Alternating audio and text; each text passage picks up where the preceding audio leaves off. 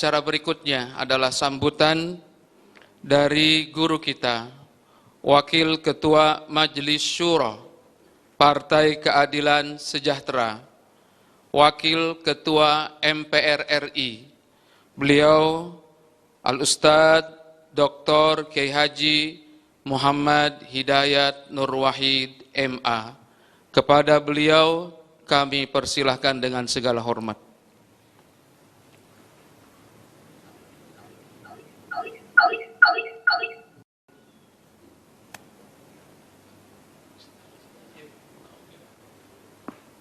Bismillahirrahmanirrahim. Assalamualaikum warahmatullahi wabarakatuh. Alhamdulillahilladzi khalaqal mauta wal hayata liyabluwakum wa liyabluwana ayyukum wa ayyuna ahsana amala. Alhamdulillahilladzi arsala rasulahu sayyidana Muhammadin mu'alliman wa mubasysyiran wa nadhira wa da'iyan ila Allahi bi'idnihi wa sirajan munira. Asyhadu an la ilaha illallah wahdahu la syarikalah wa asyhadu anna sayyidana Muhammadan abduhu wa rasuluhu wa safiyuhu alladzi la nabiyya ba'dah. Amma ba'd. Hadirat sa'al mukarramin wal mukarramat wal muhtaramin wal muhtaramat. Khusus para kiadah kita, guru-guru kita, ustazah kita, alim ulama kita, murabi kita, Ustaz Al-Habib Dr. Salim Sagaf Al-Jufri dan Dr. Muhammad Saiful Iman, Dr. Surahman Hidayat, dan seluruh kiadah kita di Majelis Syuro, di DPP, dan seluruh para tokoh kita yang telah menyertai kita sejak tadi yasinan, tahlilan, beliau yang terhormat Profesor Dr. Kiai Haji Ahmad Zahra Al-Hafidh, jazakumullah khairan ala tawsiyatikum wa ala tadhkirikum ya syekhna wa ala da'watikum wa ala kadzalik juhudikum min ajli al-islam wal muslimin. Kadzalika min ajli tajliyat hakikat hizbil adalah lada an-nas. Barakallahu fikum wa juhudikum. Allah ibarik fikum. Juga kepada Dr. Kiai Haji Buya Amin dan juga Gus Kayis dan Dr. Mukhlas Sarkun dan guru kita yang telah memimpin kita di dalam tahlil dan juga di dalam doa, Ustaz Ibnu Jarir dan Dr. Kiai Haji Muslih Abdul Karim, alumni Langitan yang kemudian juga menjadi salah satu pimpinan DPP PKS di Dewan Syariah, dan juga Dr. Ali Ahmadi, alumni dari Biangan, yang juga Al-Hafidh yang jadi pimpinan daripada Partai Keadilan Sejahtera, juga Ustadz kita, Ustadz Mahmud Mahfud LC, alumni Tebu Ireng yang juga menjadi pimpinan di PKS yang malam hari ini menjadi panitia untuk penyelenggaraan tahlil dan doa, zikir, tausiah untuk mengenang dan mendoakan guru kita, murabi kita, rahimahullah rahmatan wasi'ah, Ustadz Kiai Haji Hilmi Aminuddin, yang telah membimbing kita semuanya, dan mudah-mudahan malam hari ini adalah bukti bimbingan beliau yang luar biasa ini menghadirkan insya Allah sedekah jariyah dan kemudian pahala yang terus mengalir karena ilmu yang telah beliau ajarkan begitu banyak manfaatnya, karena sedekah yang telah beliau hadirkan begitu banyak menghadirkan berkah, dan anak-anak beliau baik anak biologis maupun anak ideologis, anak tarbiyah beliau yang menyebar di seluruh dunia, yang semuanya akan melanjutkan dakwah beliau dan mendoakan beliau pahala yang mengalir yang tiada terputus. Mudah-mudahan juga berkahnya akan dilimpahkan ke kita semuanya. Alhamdulillah, summa alhamdulillah, karena pada hakikatnya Rasulullah pernah mengingatkan bahwa ajaban li amri al-mu'min fa inna amrahu lahu kullahu khair, in asabatu syarra syakar wa huwa khairul lah, wa in asabatu dharra sabar wa huwa khairul lah. Peristiwa di mana Allah memanggil kembali hambanya yang Allah cintai, Ustadz Haji Aminuddin, Hilmi Aminuddin, dan sebelumnya juga guru kita, pimpinan kita di PKS, Ustadz Mutammimul Ula, Ustadz Kiai Haji Dr. Ahzami Sami'un Jazuli, dan tokoh-tokoh yang lain yang telah Allah panggil dalam waktu yang dekat ini, termasuk sahabat kita Dr. Arif Basuki di Surabaya, dan juga banyak yang kemudian Allah panggil pada masa-masa terakhir ini. Semuanya menegaskan kembali kepada kita semuanya apa yang dari dahulu diingatkan oleh dan diajarkan oleh guru kita, Ya Haji Hilmi Aminuddin, bahwa kita siapapun kita, pada hakikatnya adalah hamba-hamba Allah. Tetapi hamba-hamba Allah ini tidaklah kemudian dalam konteks dakwah beliau, tidak dibiarkan untuk hanya menjadi sekedar hamba Allah yang pasif, hamba Allah yang egoistik, hamba Allah yang orientasinya hanya individualistik, baik untuk kepentingan dunia maupun kepentingan akhiratnya. Tetapi beliau mengajarkan kepada kita semuanya apa yang telah diajarkan oleh para ulama, apa yang telah diajarkan dalam kitab-kitab, apa yang telah diajarkan oleh Rasulullah dan dilanjutkan oleh para sahabatnya, bahwa kita dihadirkan untuk menjadi hamba-hamba Allah yang soleh, yang muslih, yang falih dan muflih, hamba Allah yang menghadirkan kuntum khaira ummatin ukhrijat linnas karena ta'muruna bil ma'ruf wa tanhauna 'anil munkar wa tu'minuna billah. Kita diajarkan oleh beliau untuk merealisasikan intisari daripada alnaka illa rahmatan lil alamin. Itulah karenanya beliau mengizinkan kita semuanya untuk hadir menjadi partai politik. Tahun 98 ketika kemudian terjadilah reformasi. Pada waktu itu beliau yang sudah berdakwah di seluruh, di banyak tempat di Indonesia, di banyak pulau di Indonesia, bertemu dengan lebih banyak pihak. Dan kemudian terjadilah reformasi. Dan kemudian beliau kumpulkan murid-murid beliau, dan beliau ajak bermusyawarah. Kita kemudian mau bikin apa? Ada banyak alternatif yang ada di depan beliau dan sudah dilaksanakan. Hanya menjadi LSM saja, ada yang menjadi yayasan saja, bisa. Hanya menjadi ormas juga bisa. Tetapi beliau kemudian merestui pilihan daripada mayoritas murid-murid beliau untuk mendirikan partai politik. Menjadi partai politik tentu adalah sebuah kondisi yang berbeda kalau hanya sekedar PKS menjadi ormas atau menjadi yayasan atau menjadi LSM. Jadi partai politik adalah sebagaimana yang telah beliau sampaikan dalam ajaran-ajaran beliau yang kemudian terekam dengan baik dalam beragam video. Ketika kita menjadi partai politik artinya adalah kita selalu akan diuji untuk kemudian bisa meningkatkan kualitas individu kita, kualitas organisasi kita, kualitas dakwah kita, agar kemudian bisa diukur per 5 tahunnya. Apakah dakwah kita diterima oleh masyarakat, disukai oleh masyarakat, atau ditolak oleh masyarakat. Kalau disukai, tentu kita bersyukur dan kemudian kita melanjutkan dakwah kita. Kalau kita tidak disukai, tentu kita kemudian harus introspeksi. Karena memang berbeda dengan organisasi yang lain, partai politik pastilah harus mempertahankan eksistensinya per 5 tahunan. Sempat kita terkena electoral threshold. Pertama kali kita ikut partai politik, ikut pemilu. Pada waktu itu PKS sebagai partai baru yang sama sekali baru, alhamdulillah mendapatkan 7 kursi di tingkat nasional. 1,4 juta suara di tingkat nasional. Itu suatu hal yang luar biasa, alhamdulillah. Tetapi dari sisi peraturan perundangan itu belum cukup. Sehingga karenanya, kalau saya orientasi beliau adalah berdakwah ini mutungan, kalau berdakwah ini kemudian lekas menyerah, dan atau kemudian berubah orientasi kepada yang lainnya, maka ya sudah, tidak sampai electoral threshold, ya sudah, kita nggak perlu jadi partai saja, kita kembali saja ke LSM. Tidak, ternyata beliau mengumpulkan para kadernya, murid-murid beliau, pimpinan Partai Keadilan untuk kemudian bermusyawarah. Jadi bagaimana kita kemudian memutuskan untuk melanjutkan perjuangan dakwah ini, mengalahkan electoral threshold dengan organisasi kelanjutannya, Partai Keadilan Sejahtera. Alhamdulillah, bimbingan beliau kemudian menghadirkan keberkahan yang luar biasa. Partai Keadilan Sejahtera bisa melanjutkan Partai Keadilan, tentu bukan sekedar dalam konteks normanya, ini keadilan sejahtera. Tentu tidak demikian. Tetapi saya ingin mengatakan sekali lagi bahwa dua peristiwa ini saja menegaskan siapa beliau sesungguhnya. Beliau adalah guru kita, murabi kita, yang mengajarkan tentang pentingnya terus-menerus meningkatkan kualitas diri, terus-menerus meningkatkan interaksi dengan masyarakat, terus-menerus memperjuangkan kepentingan masyarakat, dan Bahkan beliau menegaskan kembali bahwa melalui partai ini, melalui partai yang disebut sebagai partai dakwah ini, maka seluruh umat Islam, bahkan seluruh bangsa Indonesia, penting untuk mendapatkan kebaikan, keberkahan daripada partai ini.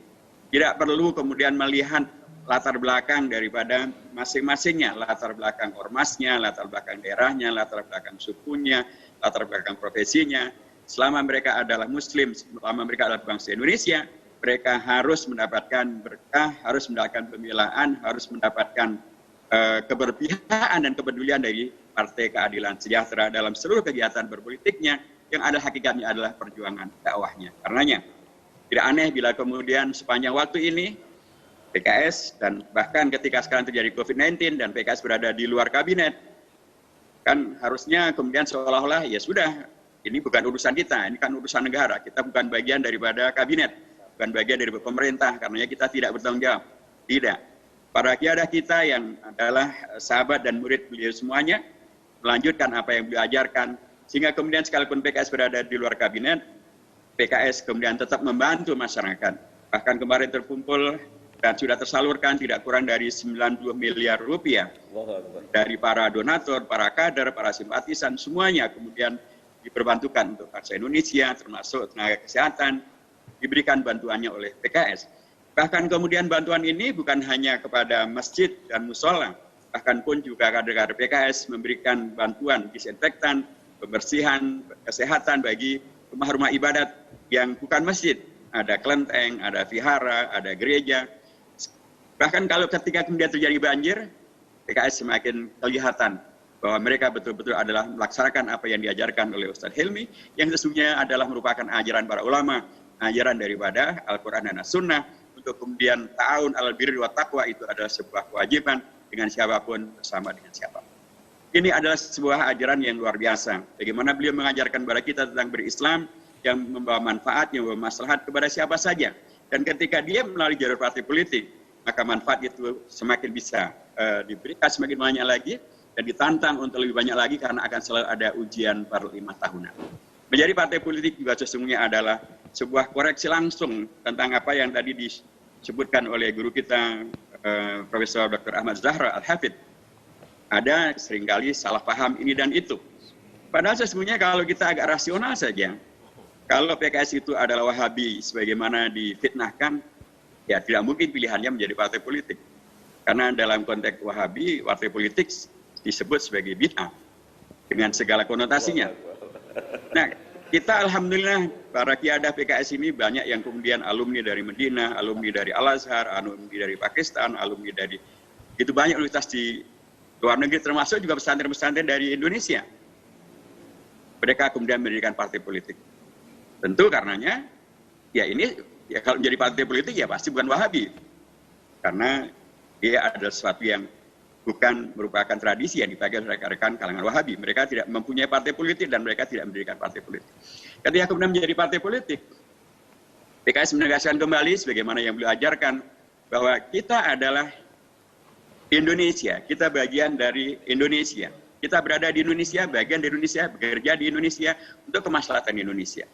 Sebab kalau kita menjadi partai politik, sebagaimana beliau ajarkan, maka ya mau tidak mau konsekuensinya termasuk juga aturan-aturan yang ada yang tidak bertentangan dengan Al-Islam, yang sesuai dengan Al-Islam, dan memang Islam tidak bertentangan dengan kemaslahatan umum yang diperjuangkan di Indonesia, maka itu adalah bagian daripada risiko dan atau konsekuensi yang kita ambil. Jadilah kita partai politik, kita membuat anggaran dasar, anggaran rumah tangga, kita melakukan kegiatan sesuai dengan norma yang berlaku dalam konteks hukum di Indonesia, dan jadilah PKS menjadi entitas yang alhamdulillah eksis dan bahkan kemudian pun dipercaya diajak koalisi untuk kemudian kita merealisasikan apa yang jadi maslahat.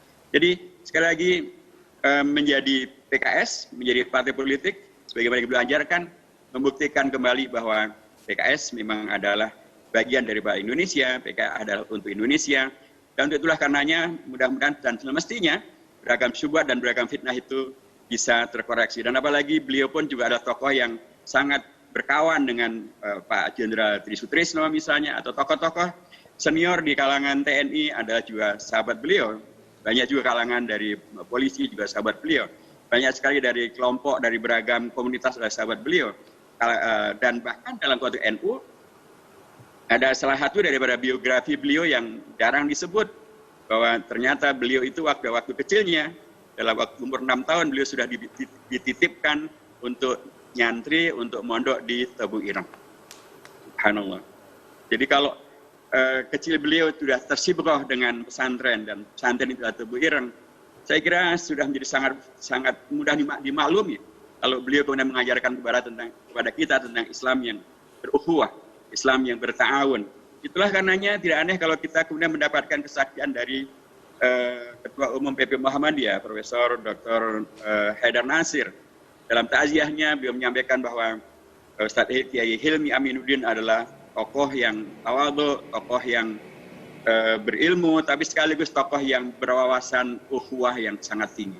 Begitulah, beliau diajarkan bahwa berislam itu adalah berukhuwah, Islam itu adalah berta'awun. Kita adalah Muslim, dan karenanya kita bekerjasama dengan semua komunitas umat Islam yang Muslim, dan apalagi dalam konteks Indonesia, tentu juga karenanya adalah semua komunitas yang ada di Indonesia. Ilmu yang beliau ajarkan begitu luar biasa, PKS melaksanakannya, mengejawantahkannya, dan alhamdulillah PKS dijaga oleh Allah, dicintai oleh masyarakat, terus menghadirkan harapan bagi Indonesia yang lebih baik, dan ini adalah bagian daripada ilmu-ilmu yang telah diajarkan oleh beliau kepada kita semuanya. Jazakallahu khairan kasiran kepada Ustaz kita, murabi kita, guru kita, Ustaz Hilmi Aminuddin, dan kewajiban kita sebagai murid, sebagai pelanjut beliau adalah melanjutkan kebaikan-kebaikan beliau, ilmu-ilmu beliau, amal soleh beliau, dan segala yang beliau ajarkan, agar kemudian di satu pihak, agar ini akan menjadi pahala yang terus mengalir untuk beliau, tapi di pihak yang lain agar kemudian cita-cita beliau akan bisa kita wujudkan, menghadirkan Indonesia yang baldatun thayyibatun wa rabbun ghafur, Indonesia yang bukanlah radikalis, bukanlah teroris, bukan ekstremis, bukan nihilis, bukan apalagi sipil.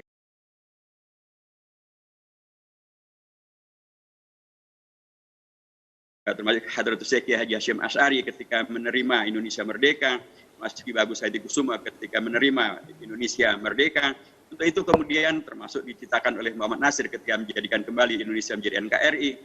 Semuanya adalah cita-cita yang ingin dilanjutkan oleh dan diajarkan kepada kita oleh Kiai Haji Hilmi Aminuddin, untuk kita lanjutkan, untuk kita perjuangkan, untuk kita realisasikan, dan itulah mengapa kemudian PKS begitu sangat tegas dan amat sangat